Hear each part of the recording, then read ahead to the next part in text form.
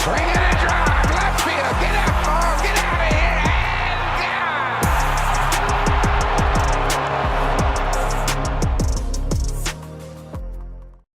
and Ladies and gentlemen, do you believe?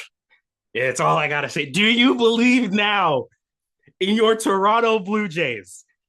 Do you believe in this man, George goddamn Springer? If you couldn't tell, welcome back to the Flight Deck Podcast. It's Connor. I am by myself this week. Nate is, we can make it work with Nate, but Brant's in New York. And speaking of New York, that's life. Coming to you, the first place Toronto Blue Jays at the time of recording. Man, I don't know what to say. Literally as I'm recording, the game just ended. Game 4.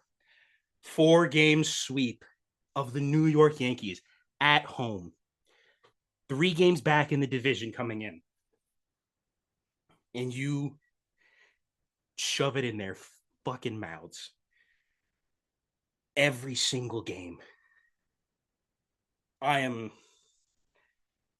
needed to give you guys something this week. I couldn't leave you guys hanging because this team is now in first place.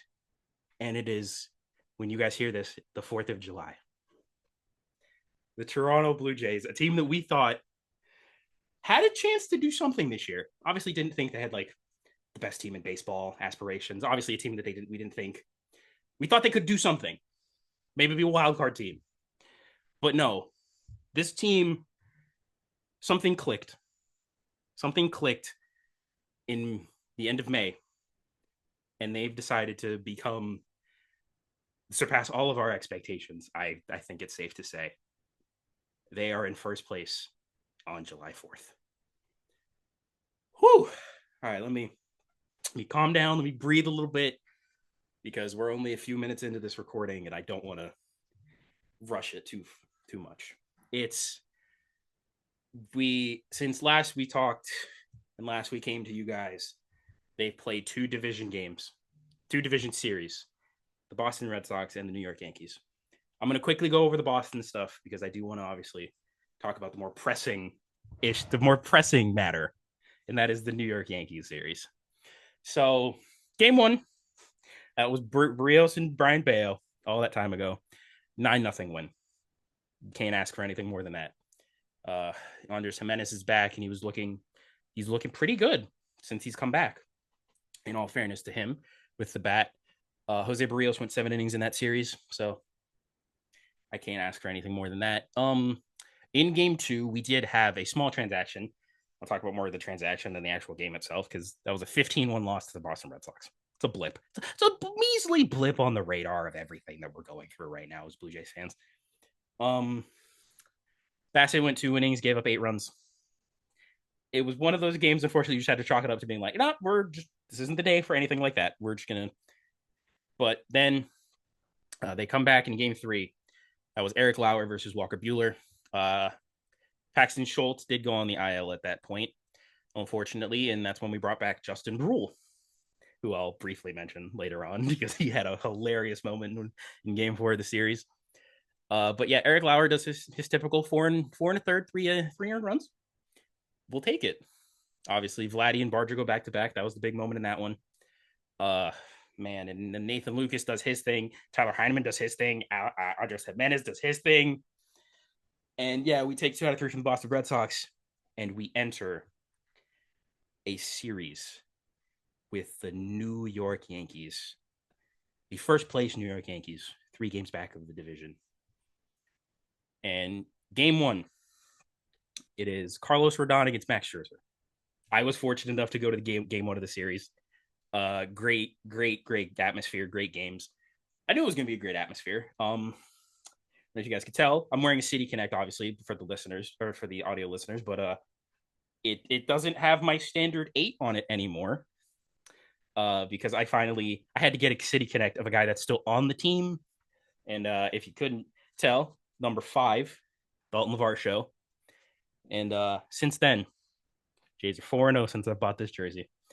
But yeah, great atmosphere as always. Max Scherzer, his first home start since opening series of the year. He looked really good. Went 5 innings, 2 earned runs. Gave up a home run to Jazz. Can't that's it was a pitch that leaked all the way in the middle. So Jazz was going to do what Jazz does. Um, but man, Max Scherzer did leave that game after 5 innings with some issues in the thumb. They did say, but everything according to John Snyder, he's good to go for Saturday's start against Los Angeles. So the Angels, not the Dodgers, thankfully. Um, but yeah, man, Jays. There was a lot of fight from this Jays team. They went down 3-1, and then they do what they do best. They put the ball in play. They made the defense work, and they made the defense have to make plays. And when the defense is Anthony Volpe at shortstop, good things usually happen for the other team, and they did exactly that. Ernie Clement had the infield single that tied the game up. Before that, Nathan Lucas drove in the pinch hit Nathan Lucas single. Then Vladdy had his moment, a 5-3 absolute bullet that went under Jazz Chisholm's glove at 116 miles an hour. We did have a slight casualty in that one.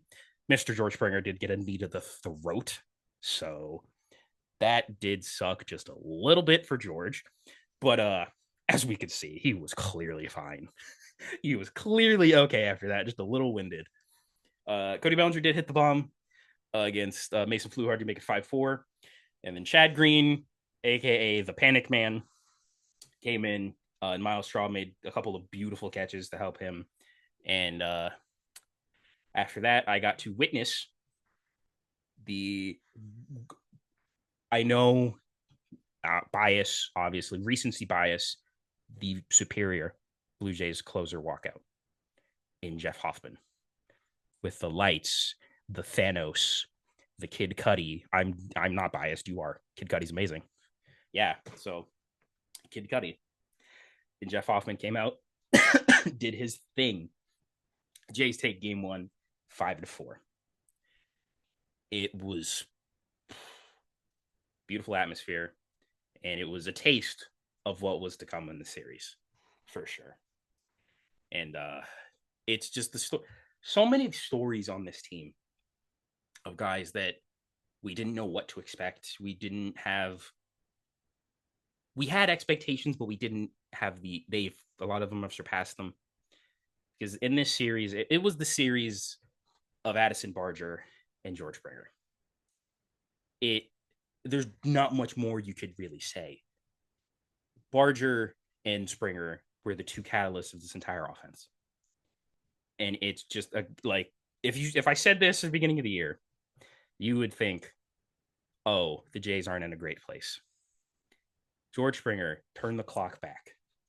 This is his best season since he first got here. And if you remember, that's 2021. We're in 2025. George Springer is a 35-year-old man. He is hitting the ball harder than he ever has in his career. He just kills the Yankees. It's beautiful. We get to Canada. That brings us to Canada Day. The George Springer, the killer on Canada Day.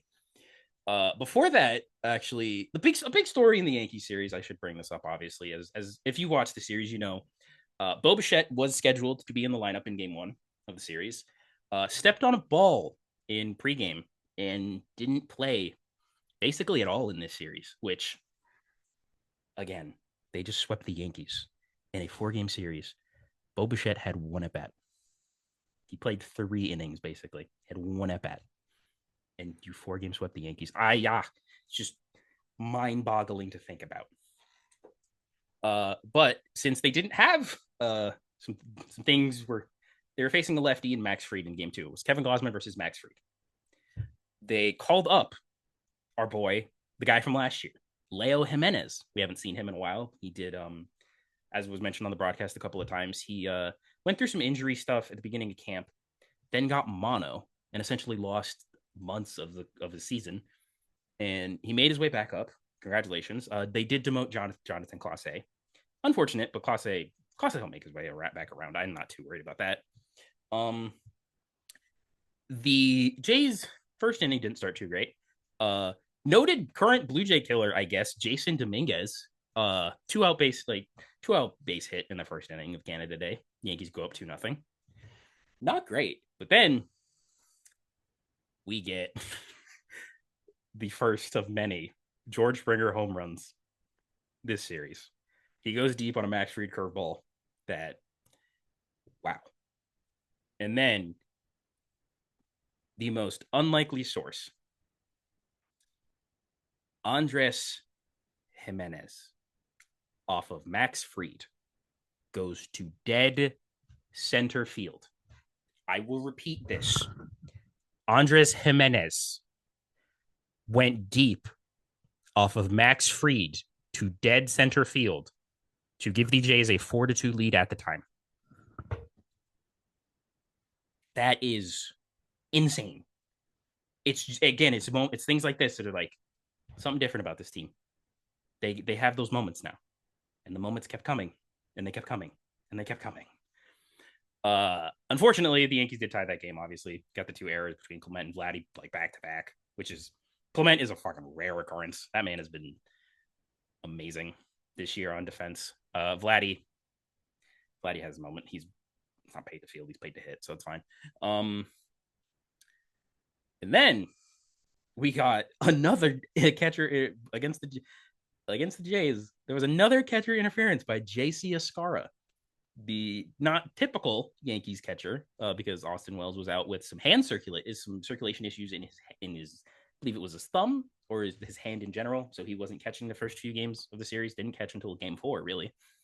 But yeah, the second catcher's interference call against J.C. Escarra, and that came in a very, very big moment, because that was against Addison Barger, and that would have been a strikeout for Luke Weaver to make it second and third, 2 outs, and Ernie Clement at the plate.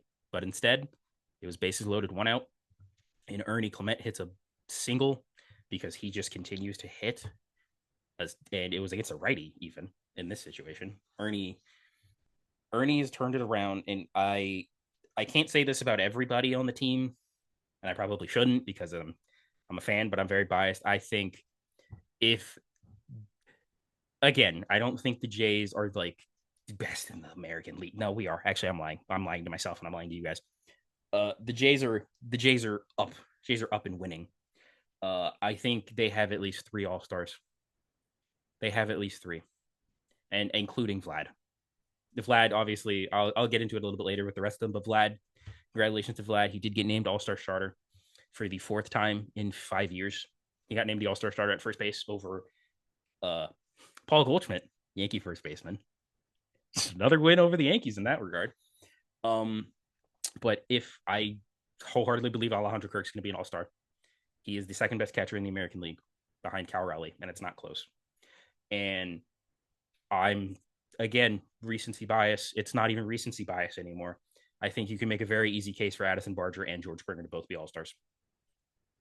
And it's the damage they do. It's the heart. Because Vladimir Guerrero Jr. obviously is the best player on this team. George Springer is the heart of this team. He, in the best way to put it, if Vladimir Guerrero Jr. is the Austin Matthews of the team, the George Springer is the Morgan Riley. It's the Morgan Riley and the John Tavares.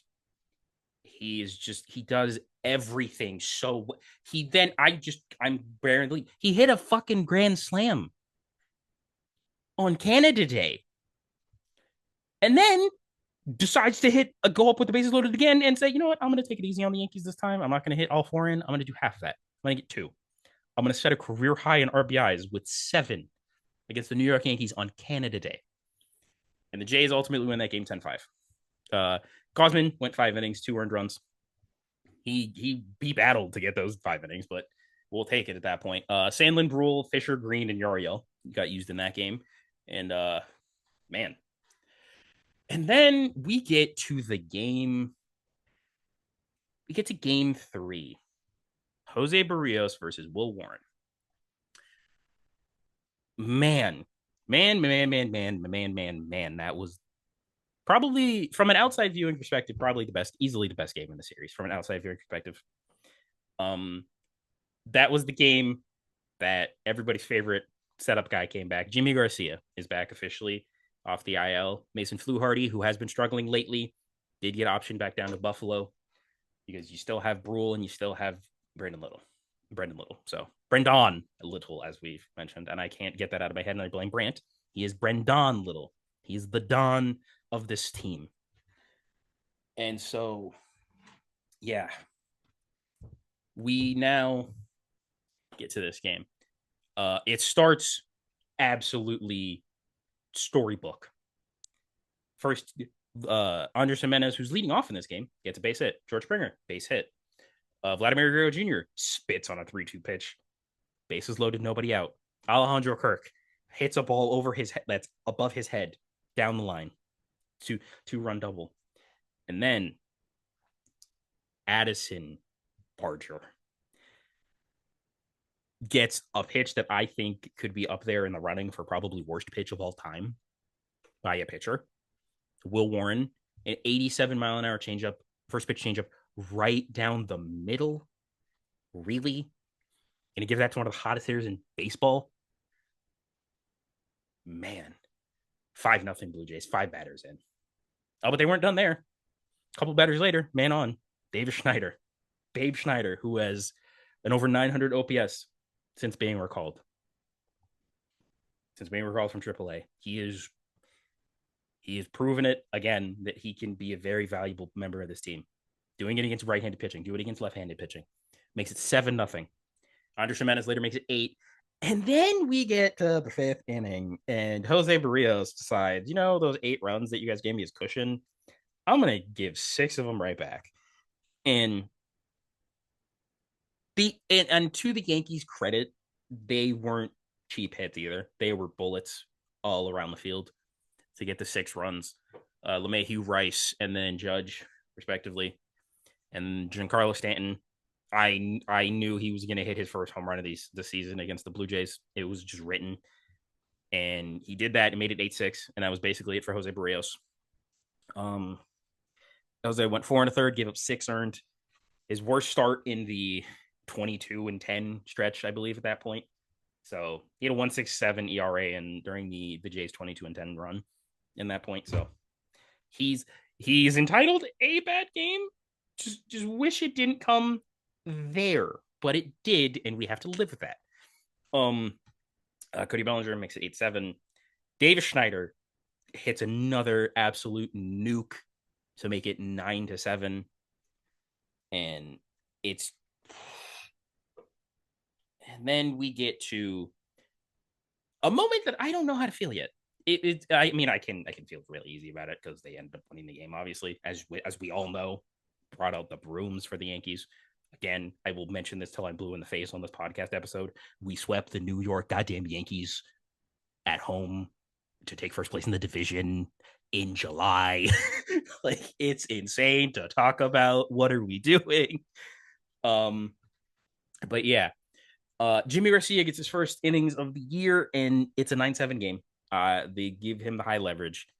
Ben Rice, he walks Ben Rice with 1 out, and the whole thing of the series was the Blue Jays were not letting Judge beat them. It didn't matter if there was a runner on first base already; they would walk him. Didn't matter when they would walk. He had 4 intentional walks in 3 games, and he had another one in tonight's game in Game 4. But they didn't do it in this time, and I think that was more so to do with their faith in Jimmy. And unfortunately, they got to 2 strikes. Jimmy threw a bad backup breaking ball, and Aaron Judge made him pay. And I think I do watch obviously the other like opposing team networks, like stations. So I did watch a bit of WFAN today, or listen to a bit of WFAN, and it was Evan and Tiki. It was Evan Roberts that said this, that Ron Washington and John Schneider, both managers, that Aaron Judge has 22 intentional walks on the season. John Schneider and Ron Washington account for 45% of those. And it's very clear that the rest of the league now needs to figure out that this man, you just don't pitch to him, because the worst thing that could have happened to the Yankees is Aaron Judge hitting that home run and proving why to everybody in Major League Baseball, don't pitch to him. Make everybody else beat you. Make Cody Bellinger beat you. Make Jazz Chisholm beat you. Make Paul Goldschmidt beat you. Make Ben Rice beat you. Make Anthony Volpe. I couldn't even get that out. Just Anthony Volpe ain't beating anything right now. The only thing he's beating is balls into the dirt and throwing shit away. But yeah, Aaron Judge is a freak of nature, and the Jays let him have, other than the home run, minimal impact in the series. It was very interesting to see. And then we get to, that was what happened in the bottom of the eighth, or the top of the eighth. Sorry, we get to the bottom of the eighth. Devin Williams comes in. They bring in their closer in a tie game in the bottom of the eighth inning. Now, as Blue Jays fans, we know that the old Jordan Romano can happen there in a tie game. But we come back to, I need to look up his middle name because I feel like just calling him George Springer isn't enough at this point. His full name, I need it. George Chelston Springer III. A man amongst children gets a 1-out walk and says, "Oh, that's Ben Rice behind the plate, a guy that's only caught 3 games this year. First pitch, I'm gone." And he steals second base. It forces Aaron Boone to then say, "Oh, do I pitch to Vladimir Guerrero Jr.?" He said no. Aaron Boone said no. He's going to take the Aaron Judge approach on that one. And then, again, the Blue Jays doing the little things. Alejandro Kirk flies out to deep center field. I thought it was gone. We probably all did think it was gone. Both Vladdy and George tag up to second and third. 1 out. Or two outs, excuse me. Second and third, 2 outs. That brings up Alejandro Kirk. And then, again, you have a catcher behind the plate that's caught 3-4 games all year in Ben Rice. Devin Williams spikes a changeup, spikes an airbender. Jays score. And then George Springer scores. And then Addison Barger, bullet base hit into left field. What more can you ask for? Jays win 11-9. Jeff Hoffman gets another save. It's his 21st save of the year in that one. But that brought the Blue Jays to a dead tie with the New York Yankees. And so we get to today. A game that felt way more important than I think any of us had any right to think it was, especially coming into the series, given the way that it was going. Game 4, Chris Bassett, Clark Schmidt. No Bo still, but Schneider obviously said before the game that Bo was good to go. Before he would be good to go, and he's probably going to be good to go against the Angels, which is great news. No Andres Jimenez, after he messed up his ankle a little bit in the later innings of Game 3, and it was Nathan Lucas leading off. We will get back to Nathan Lucas in a second because, damn. Chris Bassett, 5 2/3, three earned runs, 8 Ks, 113 pitches. They needed every single one of those 113 pitches out of Chris Bassett. Why? Because the bullpen, as we could clearly see, and what happens later in the game, was shot into like oblivion because they were used a lot in this series. And you could say the same thing with the Yankees. Both bullpens were taxed.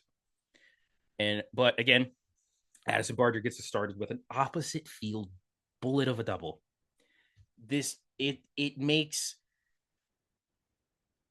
It is ridiculous how great Addison Barger has been this season. He's hitting everything. He has 50 or 60 or so hits. Half of them are extra base hits. Like he's a different beast. It's like what Trent Grisham gets the Yankees back in the game. 1-1. home run. That's fine. That's fine. That's Trent Grisham. It's okay. We're fine. We're fine. Fuck you, George Shelton Springer the third. Dinger, 2-run shot. Makes it 3-1. We're great. And then, unfortunately, now the Jays suffer from a wild pitch and a Volpe single makes it 3-3. Anthony Volpe finally did something. And but the big story, the biggest at bat of the season was safe to say it was Nathan Lucas against Clayton Beeter. Nathan Lucas in a tie game 3-3 proceeds to battle for 14 pitches. 14. Fouling off everything in sight. 3-2 pitch, double down the line, makes it 5-3. Nathan Lucas, I need to come on here and I think speak for myself anyway. I apologize for every time over the last 3 or 4 years that I have said he's still here. Why? Why is Nathan Lucas still here? Because again, like many people on this squad and this team, they have shut people up. They have exceeded expectations. They have been a very good ball player on a really good ball team now. Man. And then, just your casual Addison Barger hits a home run like the next inning, makes it 6-3. Braden Fisher gives up some stuff. We kind of, Braden Fisher's been great. And I think that's maybe the first run he's given up outside of the Braden Fisher, guy we got for Cav. I am 90% sure that was the first. He's given up like 3 earned runs out of the bullpen all year. 3, I think. And that's if he's been ridiculous. It again, another one of those guys. It's a constant theme of another guy didn't have any expectations. He is tremendous. He's been tremendous, and it's a guy that we got him trading a guy that got DFA'd. A guy that got DFA'd, and we traded for him from the Dodgers. We won a trade with the Dodgers. How? It makes we won a trade with the Dodgers. It's beautiful. Like man. Again, man. But obviously Volpe and Jazz make it 6-5. But never fear. I'll say his name 3 times. George Shelton Springer III, with his 8th hit of the series, makes it 8-5 with another Springer dinger. And in the series, George Springer went 8 for 14, 4 home runs, 11 RBI. He now leads the team in RBI. Obviously, he came in with 30, I think it was 38 or 40 RBI, and he's leaving with 51. He's leaving with 49 or 51. I can't remember at that point. My apologies. But yeah, he leads the team in RBI. I think he leads the team in home runs now by a pretty good margin. And Jeff Hoffman, they used Jeff Hoffman for the 4th time in 5 days. It tells you everything you need to know about how they felt about this game and how John Schneider feels about this team. You had Nick Sandlin ready to go. You used Chad Green and Braden Fisher. Jimmy Garcia was down. Brendan Little was down. Yariel Rodriguez was down. And so you go to Justin. First off, you go to Justin Brule on a 1-run game. They went to Justin Brule on a one-run game in the top of the 8th inning.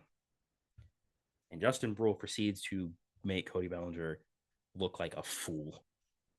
Swung at a pitch that hit him in the chest. Strike 3, batters out. And yes, so we get to George Shelton Springer III. It's another home run. Jeff Hoffman locks it down. And ladies and gentlemen, your Toronto Blue Jays sit alone atop the AL East mountain in the month of July. It's just this team. I think we can stop saying it's not a run that this team is on. It is a run, but it's not just the run. This team is it's a great baseball team. they do nearly everything right. They need one or two pieces, I believe. They could use some starting pitching. What team couldn't? They could go for the fences and get a Sandy Alcantara, a Freddie Peralta. They could go for the fence. They could get an Edward Cabrera. They could get a Merrill Kelly. They will probably get some starting pitching at some way, shape, or form. And they could use maybe another right-handed bat. Ross Atkins did mention a right-handed bat as far as someone coming in from the outside. And that was before David Schneider proceeded to do what he did in this series. It's just everything is clicking for this team. Everything is moving in the right direction for them. And they now go on to face the Los Angeles Angels in a 3-game set starting by the time you guys see this tonight on Apple TV. I know it's Apple TV. Why really? After a 4-game sweep of the Yankees, you're going to put it on Apple TV? Really? Okay. But what can you do? Anyway, the Jays, man, there's not, like, we're at a point I can't say enough good things, and I feel like we say them every week at this point now on this podcast. But oh my god. Okay, you know what? Now that I've mentioned everything in the series, Connor's going to get on his high horse just a little bit. Just a wee bit. Because, hey, Michael K., does the Blue Jays look like a first place team now? Are they allowed to look like a first place team? Because you're saying the run differential doesn't make us look like a first place team? You remember in 2021, the Blue Jays had a plus 130 plus one different run differential? Didn't make the playoffs. The Yankees was maybe half of that. They made the playoffs as 92 wins, 93 wins. Did the Yankees look like a playoff team then? Did the Jays not look like a playoff team at all? Don't be mad because you had to come into our house and you got your shit pushed in. And your team and the people that you get paid by got their shit pushed in because they couldn't fucking handle the Canadian smoke. That's all there is to that. The Toronto Blue Jays are a good goddamn baseball team. They're a first place baseball team. And you know what? They could be second place by the end of the weekend. That doesn't change the fact that the Yankees decided to come up here and get their shit pushed in by the Blue Jays. Because we took it to them in every aspect of this game. The pitching, we outpitched them. Simple. We outhit them. Simple. We did the little things right. The Yankees couldn't. And I couldn't be more goddamn proud of this baseball team. And yeah, it's July, and you could say, hey, don't celebrate like it's a World Series like they say every year that we beat them in a series. No, it's not the World Series. You're right. But it's a goddamn important series. And you couldn't win one goddamn game. So let that sit with you. All right, that's my. Connor gets off his high horse now about the Yankees and how that just all right. Need to get that off my chest. I think you guys probably agree with me. I would assume that you agree with me, especially if you made it this far. There are some small Blue Jays notes that are outside of the series and everything like that. So Anthony Santander, we have to address him. He suffered a left shoulder subluxation, which is a partial separation of the shoulder in Anaheim back in May. And he tried to play through it. And that's why he struggled so much, especially when just before he went on the IL. So he tried to do that. And he's probably going to be away for a while. And again, just think about that. The Jays are atop the AL East right now. Dalton Varsho has been gone for a very long time. Anthony Santander has not been great or healthy. Bo Bichette did not play in this series. They've lost Andres Jimenez for multiple weeks. Nick Sandlin, one of their better relievers at the beginning of the year, missed 2 months. Jimmy Garcia has been out for 3 weeks. And they did it. They're first place in the division. And in some congratulations to the Jays' number one pitching prospect, Trey Savage. He's going to be representing the Blue Jays, the lone representative of the Blue Jays at the MLB All-Star Futures game. So congratulations to Trey. No Arjun Damala is a damn shame. Buck Martinez. We're praying for you, Buck. He was planning on joining the Blue Jays booth fairly recently in this series, even. But he had a little health setback. So, Buck, we're praying for you that you get healthy, and we can't wait to hear you back in the booth. But yeah, just wanted to say that quickly. All I have on the Blue Jays. I guess I could swing this because it is technically around the league now that we're in. Congratulations to Kevin Pillar on a great baseball career. He announced over this past week, that he is retiring officially, having last played with the Texas Rangers. Obviously, we remember him for his plays in center field in Toronto. There's a lot of weird controversy with Kevin Pillar about him with his catches, and is the diving more because he's just really good, or is it because he makes bad reads and he has to jump to get the ball? It's your Dalton Varsho versus Kevin Pillar style of outfielder, and that's the big debate there. But congratulations to Kevin Pillar, and according to Jamie Campbell, announced that Kevin Pillar will be joining the Sportsnet desk in August. So we get another Blue Jay, another former Blue Jay, and I'm jokingly saying this, one that's not another catcher. we got an outfielder. We got an outfielder because we've had all of the catchers over the years, but they do a great job. So I'm not gonna obviously shit on them too much, not at all, really, not too much. So now I did mention it briefly earlier, but Vladimir Guerrero Jr. is going to be an all-star starter because those were announced on Wednesday at the time of recording. The American League all-star starters are Cal Raleigh, Vladimir Guerrero Jr., Gleyber Torres, Jose Ramirez, Jacob Wilson in the infield. Outfield is Aaron Judge, Javier Baez, and Riley Green. DH is Ryan O'Hearn. Now, Javier Baez, talk about a resurgence from really out of nowhere. But he's back to being Javi, and he's doing it in the outfield. And he's an all-star. The Tigers got 3 all-stars. Obviously, Riley Green, trade candidate Ryan O'Hearn, probably gonna maybe an Oriole for a little bit more time. So, but obviously, there's a couple probable omissions from this. As much as I love Vladdy, guys like Jonathan Aranda, I think should be obviously the fan vote. It's fan vote. Jonathan Aranda will be there, but I do think that Jonathan Aranda has been the best first baseman in the American League the entire year.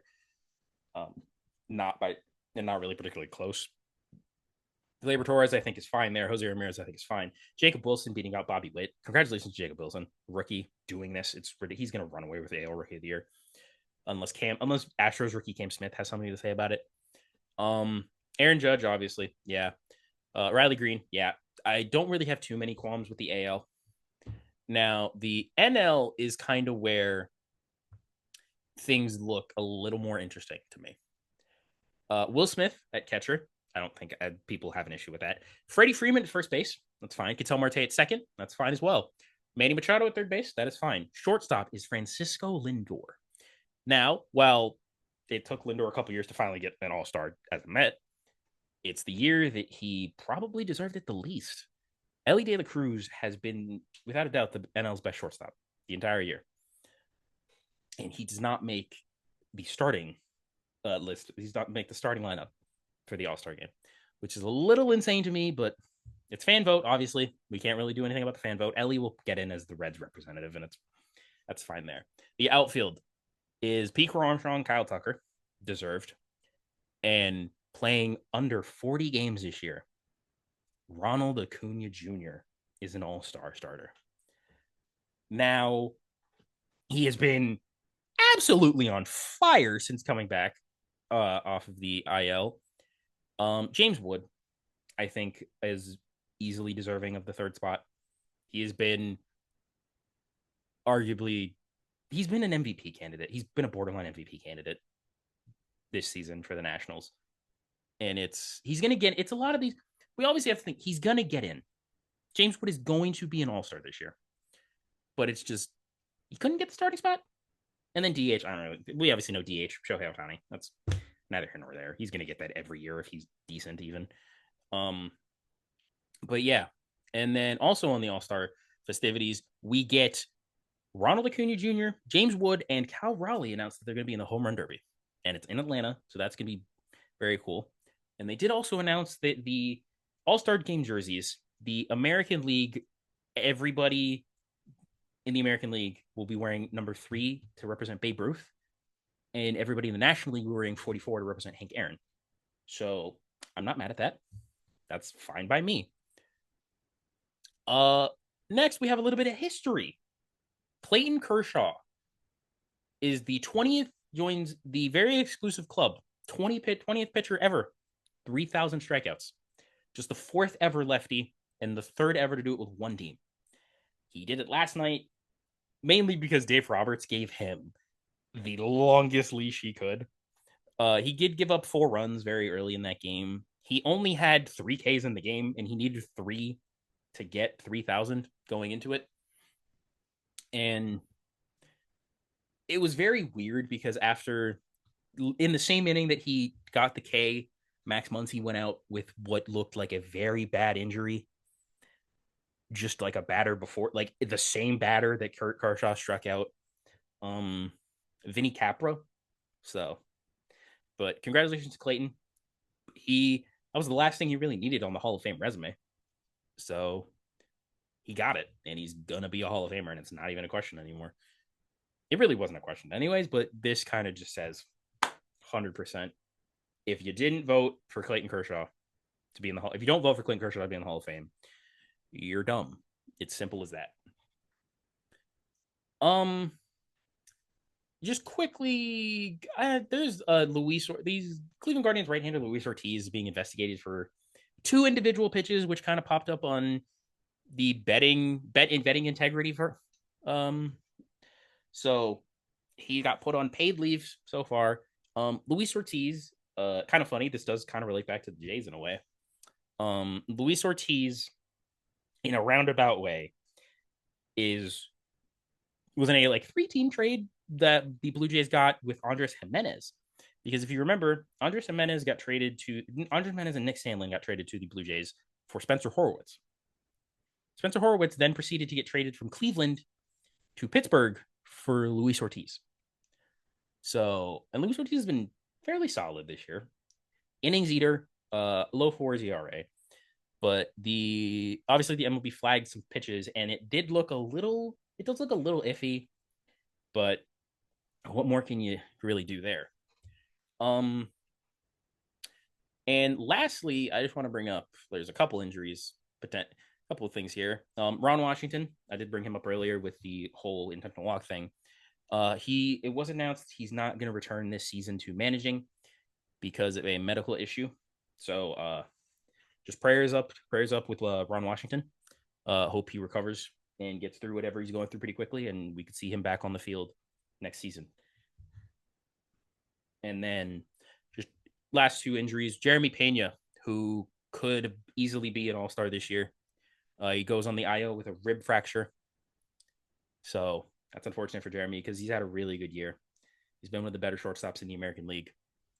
And then Spencer Schwellenbach of the Atlanta Braves goes on the IL with an elbow fracture. So that's a little, yeah, those are the injuries that I actually wanted to bring up this week. But I'm not going to end it on that note. For the 10th time, your Toronto Blue Jays are in first place once again in the American League East in the month of July. They beat the New York Yankees 4 straight games. They took 2 out of 3 from the Boston Red Sox before that.